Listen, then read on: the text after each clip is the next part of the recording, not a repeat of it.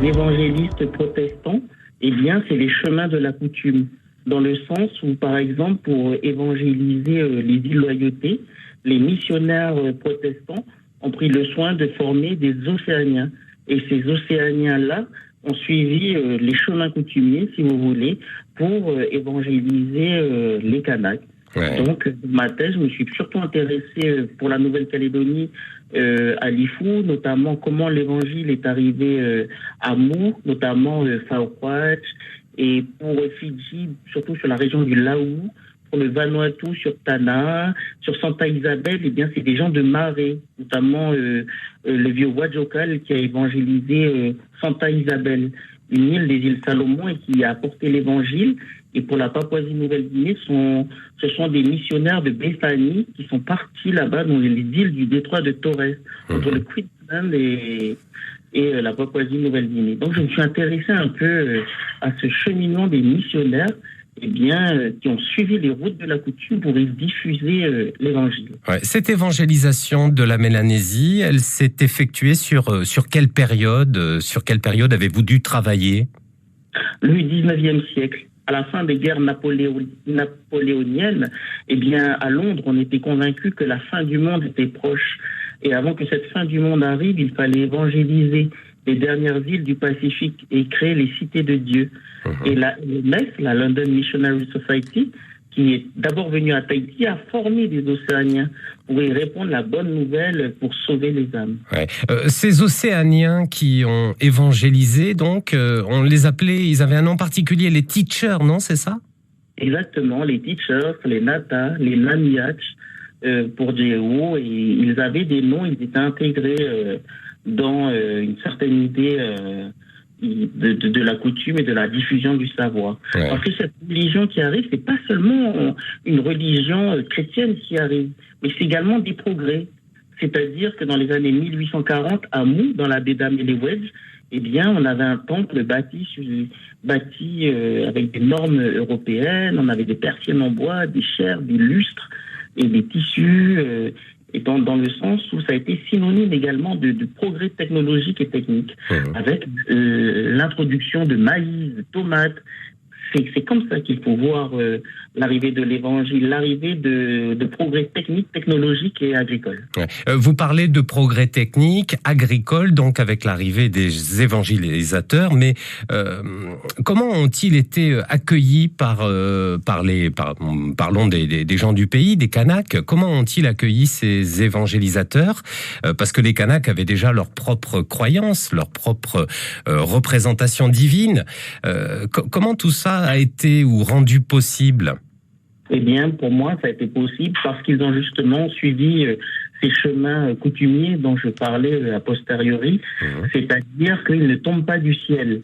Ils arrivent parce que c'est le fruit des relations avec d'autres chefferies. Par exemple, quand le grand chef Boula a accueilli l'évangile à Mou, Faokwatch arrivait du district de Guama à Maré, dans le sens où c'était déjà des relations qui étaient établies entre chefferies qui ont permis d'accepter cet évangile. Ouais. On l'a bien compris, Paul Fizine, vous êtes donc plutôt d'obédience protestante. Est-ce que les choses se sont déroulées aussi facilement pour les missionnaires catholiques qui sont venus évangéliser dans le Pacifique, en Mélanésie? Je dirais oui, justement. Et le fait que je sois protestant, j'espère que n'influence pas ma vision de l'histoire, puisqu'en tant que scientifique, j'essaye d'avoir la vision la plus neutre possible et puis de tendre vers la vérité. Et disons que l'arrivée, par exemple, des protestants à Lifou, fait l'objet d'un songe. C'est un vieux du district de Wetch qui est arrivé d'une tortue et d'une anguille. Et dans le sens où à chaque fois que la religion arrive, elle est incluse dans un système. C'est pas quelque chose qui tombe du ciel. C'est quelque chose qui a été prophétisé. C'est quelque chose qu'on s'attendait. Mais pourquoi? Parce qu'il y a déjà des liens entre les gens. Cet océan-là, ce n'est pas un océan qui nous sépare et qui nous divise. C'est un océan où on est en lien. D'ailleurs, quand Faokwatch arrive à Lifou, sur Lifou, il y a des Tongiens, il y a des gens du Fidji, il y a des gens de tout le Pacifique. C'est un océan connecté qu'on a à faire. peut-être même Internet avant l'heure. En tout cas, c'est très intéressant et ça donne envie d'en savoir plus sur vos écrits. Vos articles sont disponibles, accessibles à tous. Où peut-on se procurer ces articles pour ceux que le sujet intéresse ? Alors effectivement, il y a des articles qui sont en ligne, notamment parce que j'ai travaillé avec une revue d'obédience catholique. C'est une revue catholique de Lyon. Donc vous tapez Paul Fisine, christianisme, et vous aurez des articles qui sont un condensé de la thèse. La thèse peut être rébarbative. En effet, il y a 400 pages d'analyse, etc. Mais pour ma part, je conseille d'aller vers des articles, des choses plus fluides. Oui. Alors, vous avez dit Paul Fisine, Fisine F-I-Z-I-N, on est bien d'accord. Oui. Christianisme, c'est ça, Paul Fisine, christianisme. Et on va donc pouvoir tomber sur les articles dont on vient de parler actuellement, cette évangélisation protestante de la Mélanésie. Alors, vous avez également, Paul, dirigé la rédaction d'un certain nombre d'ouvrages, des ouvrages institutionnels pour le Congrès notamment, et aussi pour le Sénat coutumier. Pour le Congrès, vous avez mené une enquête, une étude sur les congrès et parlements de Mélanésie et plus généralement du Pacifique. Effectivement, sur la volonté du président Roch Ouamitan, en fait, j'ai dirigé un ouvrage qui s'intitule Congrès et Parlement de Mélanésie et du Pacifique. Donc, c'est un livre qui n'est pas en vente, mais qui est offert aux visiteurs de l'institution, notamment les ministres, etc., et qui permet de donner à voir sur les différents systèmes de gouvernance dans le Pacifique. Par exemple, il souligne le fait que les pays qui étaient anciennement colonisés par l'Angleterre ont un système de type Westminster, c'est-à-dire un type de fonctionnement qui obéit aux règles de l'Angleterre, avec deux chambres, la chambre des lords, la chambre des communes, et bien sûr ici dans le Pacifique, la chambre des lords, à Fidji par exemple, c'était anciennement la chambre des chefs, le Boselevu Vakaturanga, c'est-à-dire une espèce de Sénat coutumier qui existe à Fidji mais qui n'existe plus. Et ça donne à voir sur les différents systèmes de représentation entre les chefs et les gens dans le Pacifique et comment ils apprivoisent cette fleur exotique qu'est la démocratie. Vous avez aussi écrit le livre blanc de la jeunesse kanak. Ça, c'est un travail qui vous a été confié par le Sénat coutumier. Effectivement, puisque ma thèse de doctorat en histoire a été financée un peu par le Sénat coutumier et c'était de mon devoir de travailler autour de ce projet, autour de la jeunesse kanak, une jeunesse kanak que l'on sait marginalisée et accusée de tous les maux, non pas pour juger, mais pour comprendre les mécanismes de l'exclusion et de la marginalisation d'une jeunesse qui est la nôtre et qui n'est pas une jeunesse d'ailleurs, mais qui est bien une jeunesse d'ici. Et ce livre blanc de la jeunesse kanak, on peut le trouver également, ou alors il est réservé à... Non, vous pouvez le demander au Sénat coutumier. D'accord. Donc c'est le livre blanc de la jeunesse kanak et il comporte des recommandations sur ce qui serait souhaitable de faire pour la jeunesse kanak. Ok. Vous vous passionnez aussi, Paul, parce que vos passions sont nombreuses, pour l'écriture de nouvelles, pour la poésie, et ainsi que la littérature orale du Pacifique. Vous avez écrit des poèmes, des nouvelles. Peut-on faire un petit peu le point sur ce que vous avez publié en nouvelles et en poésie ?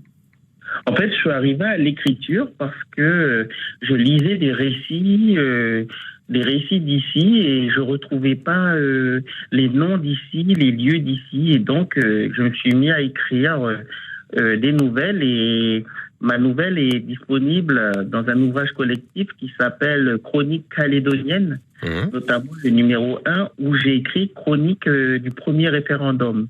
Chronique du premier référendum, c'est une nouvelle qui raconte ce qu'on se dit dans l'intimité des vérandas des maisons coloniales, dans l'intimité des cases, dans un entre-soi. Et on se dit ces choses-là qui échapperont à l'histoire, puisqu'ils ne seront jamais publiés dans les journaux, qui ne seront jamais publiés dans des livres.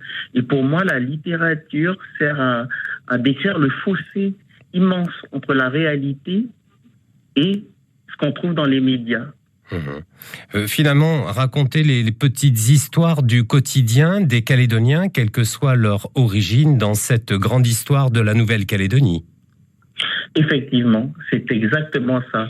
Comment les Calédoniens se représentent les choses, qu'est-ce qu'on se dit dans le privé qu'on n'oserait jamais dire devant tout le monde. Par exemple, dans ma nouvelle, il y a un élu du Congrès de la Nouvelle-Calédonie qui avait dit, par exemple, être wallisien et être pour l'indépendance, c'est être comme une dinde et être pour Thanksgiving. Vous voyez, oui. Donc ces choses-là, si vous voulez, c'est politiquement incorrect et ça ne figurera jamais dans l'histoire officielle. Et c'était ça mon idée, c'était de capter ces choses qu'on se dit à voix basse. Et justement, c'est la force de la littérature que j'ai découvert, parce que de par ma formation d'historien, eh bien, j'ai toujours considéré que les vrais livres étaient les livres d'histoire, des livres qui ont des dates, des livres qui segmentent la société. Et avec mes rencontres, mes discussions, je me suis rendu compte que la littérature ouvre les champs des possibles. Avec la littérature, eh bien, on peut dire des choses que les gens se racontent dans l'intimité. Vous savez, par exemple, en français, on dit « Ah, mais lui, il fait comme les Blancs ». Vous voyez ? Et donc, dans les conversations de tous les jours et tout, eh bien, la littérature permet de capter, en fait, des images. Par exemple, on dira Aguetine et Goutou. Alors, moi, j'ai dit, mais ça veut dire quoi, Aguetine et Goutou ? Et on m'a dit, bah, c'est le caca de la poule. J'ai dit, comment ça, le caca de la poule ? C'est quoi le rapport entre ça, comme les blancs, et le caca de la poule ? Et on m'a dit, bah, parce que la poule, un coup, elle fait caca noir, et un coup, elle fait caca blanc. Ah, d'accord. Donc, tantôt, la personne est comme ça, et tantôt, elle est de l'autre côté. Vous voyez, ce sont ces images qui nous échappent à la réalité, qui nous échappent de là où on est, et qui m'intéressent. Après, mon propos, ce n'est pas de dire c'est bien, c'est pas bien. Non, moi, je suis au-dessus de tout ça. Je veux dire, c'est pas ça qui m'intéresse. Le bien, le mal, le jugement de valeur. Est-ce que c'était positif, c'était négatif? Mais c'était plutôt de le retranscrire. Parce qu'écrire, eh bien, justement, c'est ça. C'est être un porte-voix. C'est donner à voir, donner à entendre, donner à écouter, etc. Ouais. Alors, vous avez aussi, Paul Fizine, à votre actif, avec l'historien Frédéric Angleviel, les Chroniques insulaires. C'est une collection, un ouvrage collectif dont le 2e volume est sorti il y a peu. De quelle manière se présentent ces chroniques insulaires et quel est le contenu de cet ouvrage collectif? Qu'y retrouve-t-on? Eh bien, les chroniques insulaires, pour moi, c'était de donner la parole à tout un chacun qui écrit. Et à travers ces chroniques insulaires-là, eh bien, c'était de dire écrivons, écrivons, écrivons. Voilà. Donc, le volume 2 est sorti quand exactement, Paul ? Le volume 2 est sorti l'année dernière. Ouais, et vous travaillez déjà sur un nouveau volume, le volume 3. Oui, mais de mon côté, j'essaye de faire j'essaye de sortir un ouvrage à part entière avec un récit de nouvelles que je travaille actuellement. Et cette 3e nouvelle commence, si vous voulez, là j'essaye un style d'écriture qui commence au moment où on se cherche un président du gouvernement. Ouais. Et ça se finit quand on aura fini le référendum. Vous voyez ce que je veux dire? C'est-à-dire c'est une écriture en temps réel. Oui, qu'est-ce que disent les gens? Que disent les gens à Moravel? Que disent les gens à Tindu? Que disent les gens à Rivière-Salée, à la baie des Citrons, à Rivière-Salée, à Vallée des Colons? Ce qui m'intéresse, c'est la parole d'ici, ce que tout un chacun dit et qui est considéré comme qui n'a pas de valeur parce qu'ils disent les choses comme ça. Et la façon dont les gens vivent ce Covid-19, je trouve que c'est très intéressant. Puisque, en fait, ils placent des mots de comment ils le vivent, pourquoi ils se font vacciner. Et vous savez, j'ai été voir des personnes de ma famille, des gens qui habitent à Dimbéa-sur-Mer, et je leur ai demandé, mais pourquoi maintenant vous vous faites vacciner? Et leurs réponses ont été édifiantes. Et c'est par rapport à cela que je veux écrire. C'est ces réponses-là qui échappent à l'entendement de chacun. Donc pour vous, cette période de confinement, cette période de crise sanitaire exceptionnelle, est une source d'inspiration? Effectivement, c'est ça. C'est une source d'inspiration puisque la parole circule, la parole se dit.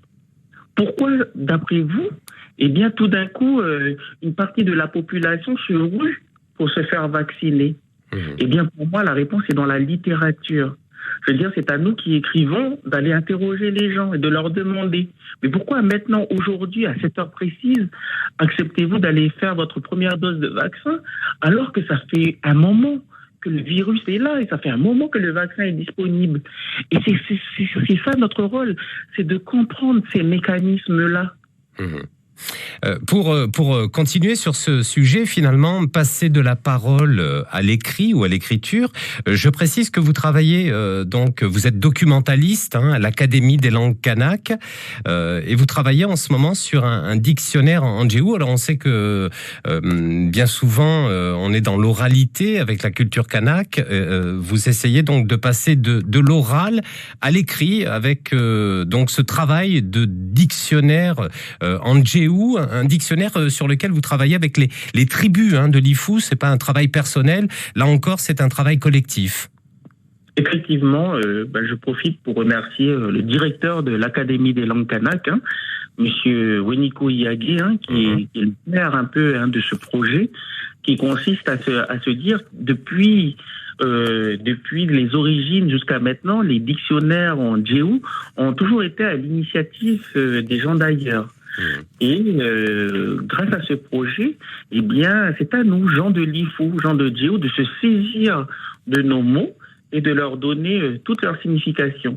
Donc, si vous voulez, dans ce projet de dictionnaire des djéou, eh bien, par exemple, la lettre A, tous les mots relatifs à A, comme achilène, mettre debout, anipichine, rendre vrai, etc., sont traités par une tribu. Ensuite, les mots en B sont traités par une autre, et tous les mots en C, etc. Ce qui fait un dictionnaire, c'est qu'on a des exemples. Par exemple, pour le mot achilène, eh bien, ça veut dire édifier. Donc, on va demander aux gens en quel sens peut-on édifier en djéou. Donc, achilène, ils vont dire achilène la nalapa, la maison, mais on peut dire également achilène la doku. Donc, on peut utiliser le mot achilène pour à la fois édifier et à la fois pour introniser. Il s'agit du chef. Donc, c'est vraiment une démarche de construction commune. Et là, je ne remercierai jamais assez notre directeur, M. Weniko Iyagé, qui permet justement d'avoir cette démarche extraordinaire, édifiante et inspirante, j'ai envie de dire. Puisqu'on est vraiment dans un dictionnaire fait par les gens de l'Ifou, pour les gens de l'Ifou, et qui servira aux apprenants. Ouais. Ce dictionnaire sera disponible quand, Paul ? Eh bien, c'est un projet qui est sur le temps long, j'ai envie de dire. Il prendra le temps qu'il faudra, puisque on n'est pas dans une course du temps, mais sur une course plutôt, je dirais, quantitative. Donner du temps au temps, de la qualité, etc., pour aboutir à la finesse d'un travail d'orfèvre. Concernant vos poésies, les nouvelles, on peut les trouver chez le libraire calédonien de référence de l'association et des écrivains de Nouvelle-Calédonie. Je pense à Calédolivre. Une partie de ce que vous avez écrit est disponible dans cette librairie ou pas ? Oui, complètement, elle est disponible. Donc, si vous voulez actuellement, si vous voulez me lire, vous avez les Chroniques calédoniennes. Le tome 1 des Chroniques calédoniennes, j'y raconte le quotidien du premier référendum, comment les gens s'interrogent et se questionnent, comment vont-ils voter. Je mets en scène, dans un imaginaire, ce tournoiement indécis, parce que finalement, ce n'est pas facile. Voter oui, voter non. Et donc, si vous voulez, j'ai été recueillir cette parole calédonienne, des gens qui doutent. Moi, ce qui m'intéresse, c'est les gens qui doutent. C'est pas les gens qui sont dans leur certitude. Et comment ils expliquent leurs doutes. Ensuite, le Chronique calédonienne, le 2, eh bien, c'est plus des poésies. Une espèce de... Vous savez, Aimé Césaire disait des poésies que ce sont des armes miraculeuses. En fait, avec ces armes-là, on s'émancipe. Parce qu'elles donnent la parole et puis elles participent à la conscientisation. Et cette conscientisation permet l'acte. Comme on dit dans la culture kanak, la parole précède l'acte.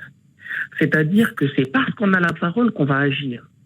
Et enfin, bien sûr, il y a le fameux Sillage d'Océanie 2021, où je raconte une nouvelle qui s'appelle Nous villes, nous tisses. Pour moi, c'est un régal puisque j'y raconte des discussions dans un macamal de Nouville situé au bord de la mer.